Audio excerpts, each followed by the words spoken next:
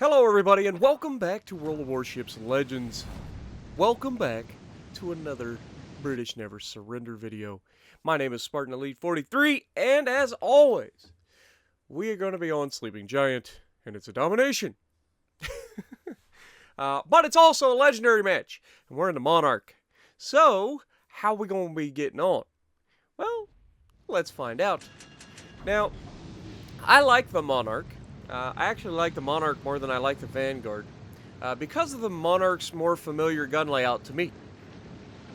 It's got the two turrets in the front, the one in the back, meaning that it plays very, very similar to my Iowa, meaning I can keep the bow in and keep myself from getting obliterated a little bit easier. Now this is going to be one of those matches where we're going to be a bit aggressive on this, and I really hope you guys enjoy the Xbox Series X video. I think they look pretty solid, man.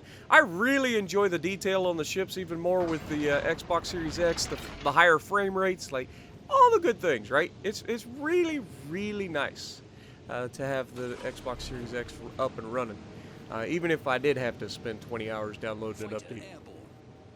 But either way, we're going to push forward and see if we can get stuck in here and potentially get some good damage in this one. First things first, we're going to push up to the island on my right. I want to use the lighthouse up, I think it's a lighthouse, but the little building up ahead on the island to kind of conceal me while I shoot over these islands. I don't want to get too close to them initially, because if you get too close in a battleship, you can't shoot over them. And so the main thing for me is to just make sure that I have enough room that I can shoot but not be detected. Now we've got a Yami out there already detected, right on the edge of our range, so we take the shot, and you know I like to fire my armor piercing, but then there are times where HE is definitely something that you want to be trying to use. We get one penetration there for 4,500. Not bad, not bad. But having ooh, what happened to my voice? But having two Yamis staring at me makes me a bit self-conscious, right? Because bow in doesn't matter against the Yami. Now, Bismarck comes out. We've got armor piercing loading because gotta have that. Can't let a Bismarck sail broadside on and get away with it. Now, we get pretty lucky. We're not detected here. But if the Bismarck keeps going, he's going to be detecting us. We get the shot over the top of the island and got him. 11,000 damage. Nice little salvo there. By the way, if you're wondering what my build is, I am using the Azure Lane Commander. Same for the Vanguard and my Queen Elizabeth. So if you guys are wondering what I'm running, go check out those videos and you'll see. Now, Bismarck is kind of potato in here. I don't know what his thought process was, but he was wrong. Going broadside in front of an entire enemy team is never a good idea, whether you're in a Bismarck or any other battleship for that matter, or any other ship. You just don't do it. It just doesn't end well. We don't get citadels from this angle, so we're going to aim a little high, make sure we get as many hits as possible, another 13,000 damage. And that's where the British battleships really do well. They may not always citadel you. It's very hard to get citadels in British battleships unless you're extremely close range. And of course, this being a Bismarck, it's very, very unlikely. But you get these guys out here giving it up. And even if they're bow tanking, you can hit superstructures for quite a bit. But we take down the Bismarck right away. And the last thing I want to do is stay over here and fight these two Yamis. So I'm going to turn in.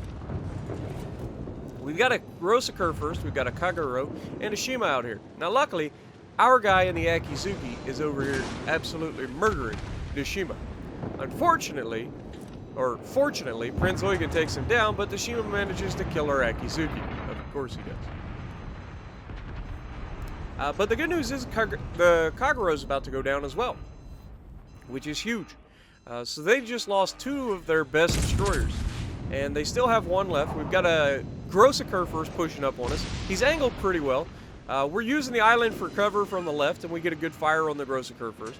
And so this is where, with the British battleships, you really need to be switching back and forth as it dictates per target. You know what I'm saying? You don't want to be sticking on one type of ammo. They've got the best of both worlds. They've got great HE, they've got great AP, And this Wichita is really able, at 8 kilometers, able to lob that island. Really, yeah, find that hard to believe.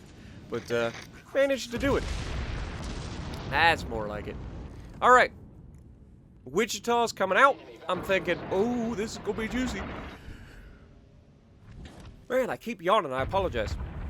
But Grossiker first. I can't shoot the Wichita or the Grossiker first right now. They're too close, and I can't lob the island. So I'm going to have to back up to get off of the island and then go back forward. And we'll try to re-engage. Now, we're up to 50,000 damage. We're having a pretty solid start. You know, nothing crazy, but a pretty solid start. And so now that we've made ourselves a little bit of room here, we're going to get this ship moving forward and go out here and absolutely punch people. And that's where this ship and other British ships really, really thrive, is when you catch people, because there's nothing they can do about it, and you are going to be absolutely chunking them. If people get complacent around you, go broadside and all of that thing, like this Wichita, clearly he's going to be dodging. I switch over to the HE because it's going to be a little bit before I can shoot the Grossiker first, and I just want to get some damage off this Wichita. But luckily I'm not the only one, and the guys over there on the other side just absolutely smash him here in a moment. They're also more worried about the Wichita than the Grossiker firsts. And so, that tells you about the Grossiker first. While it's a good ship in the right hands, like, nobody's afraid of this Grossiker first. However, the Wichita, everybody hates. It's equal opportunity hate on a Wichita. We're not gonna lie. You get a chance to shoot a Wichita, you kill the Wichita. That's what you do. Because nobody wants to be on the receiving end of those 8-inch high explosives spamming punks. Like, right? So here he's about the beach, so I'm like, alright, I'll take this shot, and I don't know what happens here. The shots go so far long, it's ridiculous. Like, really? Really? Okay. But, yeah, he's about to go down. We didn't hit him a single time, just to throw that out there. I don't know if it was my aim or just the fact that the game said no, but Jesus, didn't hit him a single time here. And he goes down to the secondaries of the Grossiker first. But now, it's time.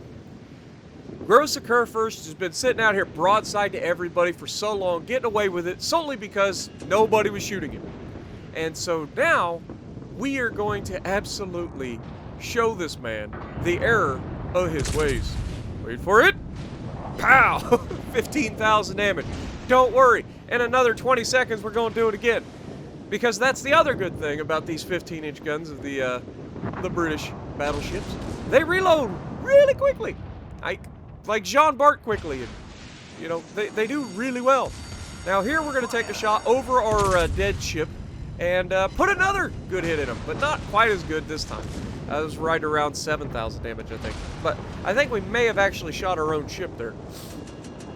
Sorry to the survivors on that sinking ship.